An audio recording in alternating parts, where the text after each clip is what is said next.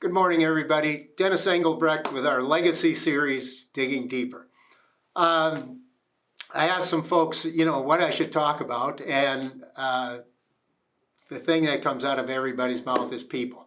It's still all about people, and the market for people in construction is unbelievably tight and doesn't seem to be loosening up. And I hate to say it, I've got bad news for you. Even if we have a slight slowdown in this industry in the next year or two, which I don't expect too much of a slowdown, that's probably not going to change the dynamic that we have in people in construction.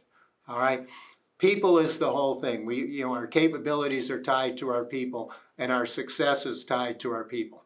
So there really are two issues: finding people and keeping people, right? So if you keep people better, you'll have to find fewer, right? If you're not so good at keeping people, you're going to have to find more. So the two work together. So how do you keep people? It really comes down to how they feel. First of all, people on the outside are coming after your people. There is no place to hide any longer in construction. I don't care where, you could be in northern North Dakota, 50 miles from the nearest town of 10,000 people. And there's still somebody coming for your people because the whole workforce has become mobile. And of course, national companies have spread throughout the United States, and they'll hire people from anywhere, and they're after your people. Search firms are after your people. They're calling your people. They're coming to get them. So the number one lesson to know is very simple for retention. If your people are listening, you're going to lose them. Not everyone, of course, but if they're listening when those calls come, if they're looking at ads or looking for where there's work, you're already 80% of the way to losing them. Your job is to make sure they're not listening and they're not looking. All right? Why wouldn't they be listening? Why wouldn't they be looking? Because they're happy. And they're happy in all ways you could probably measure. Pride. They have pride in the work they're doing. They have pride in the company they're working for. They have pride in the team they're working with. They feel good about where they work. They feel good about who they work with, which, by the way, if you have some culture killers among your people, that's going to cause other people to possibly be looking as well. And they may be in manager roles, or they may be just coming up through the ranks. But make sure you don't have culture killers, because that's putting everyone else at risk. Employees want to see that they have a good opportunity for the future, that the future's secure, that the company's secure, that, you're communicating that, we're cool, we're good. Oh, we have a tough economy coming? Don't worry, we're all set. We've got plans, and we're in good shape. We're going to be here for you. You have a positive future, and you have it with us. Winning, being part of success. Make sure you're sharing success. And by the way, success is not all the bottom line. Success can be an individual good project. It could be you just won a new customer. It could be you just got a 5 out of 5 on your QA results.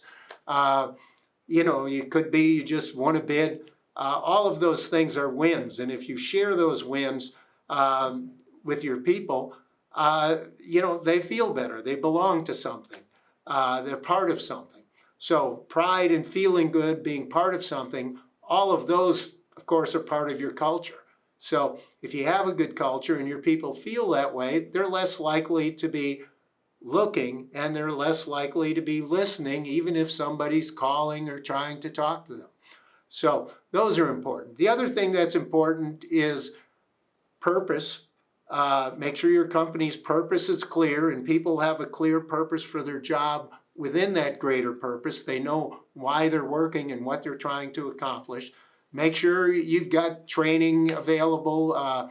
People do strive for mastery. They want to be good at what they do. So help them be good at what they do. Give them the support, give them the training, give them the coaching that they need to be better.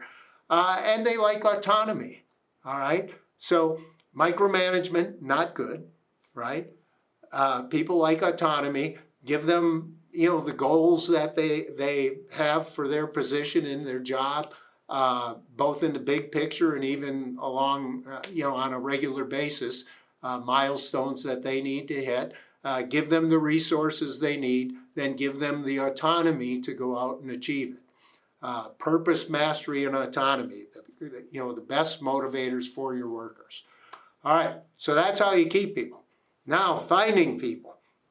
I want to go back to something we talked about recently, which is differentiation. So when you differentiate, you're not just differentiating your business to be able to get more business and more customers. You're differentiating your culture and working for you versus other businesses. So how you differentiate for your employees or the next employees is key to being able to draw people in. First part of that is if you have a great culture, the people that work for you are going to be your best salespeople. They're going to be your best cheerleaders. Even if somebody's coming to interview and they interview with 3 or 4 people, they're going to get a feel for, do people really like this company? Is this a good place to work? And that comes from your people. So they'll see the passion, enthusiasm, or the opposite side of those things if they don't exist. So you differentiate with a good culture. You differentiate by actually, if you're interviewing people, by being thorough, by sharing your values, sharing your mission, sharing your purpose, so that people know that there's something more than just coming to do their transactional employment 8 to 5, right? That this company's got something that they're really trying to achieve, that they're striving for. So 2 things with people: finding and keeping. Make sure you're working on both sides. Dennis Engelbrecht, Digging Deeper.